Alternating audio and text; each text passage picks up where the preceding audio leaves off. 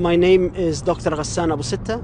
I have just returned from Germany, where I had been prevented from entering the country for attending a conference in Germany to give evidence on the war in Gaza and my witness statement as a doctor working in its hospitals. So this morning at 10 o'clock I landed in Berlin to attend a conference on Palestine, give my evidence of the 43 days that I had seen in the hospitals in Gaza, working in both Shifa and Al-Ahli hospital. Upon arrival, I was stopped at the passport office. I was then escorted down to the basement of the airport, where I was questioned for around 3.5 hours.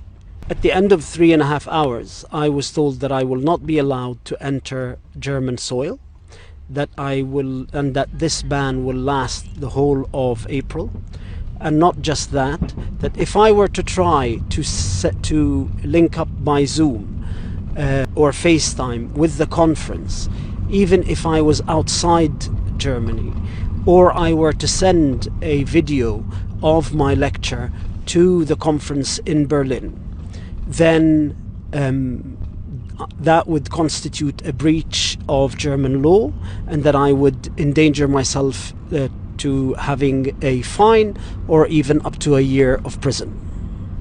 Was asked at the end to book a flight back to the UK. My passport was taken away from me, and then I only got my passport back as I was boarding the plane.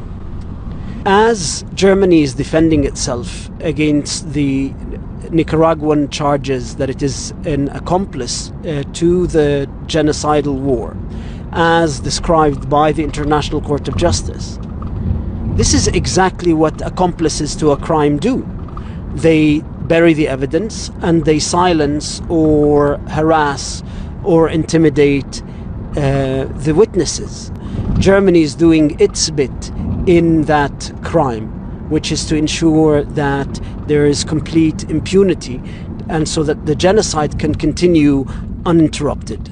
So Jewish intellectual Hannah Arendt, in the first lecture that she gave in Germany in 1958 after the Second World War, she said, we humanize what is going on in the world and in ourselves by speaking of it. And in the course of speaking of it, we learn to be human. We're watching the first genocide unfold in the 21st century. And for Germany to become implicated as an accomplice in silencing the witnesses of this genocide,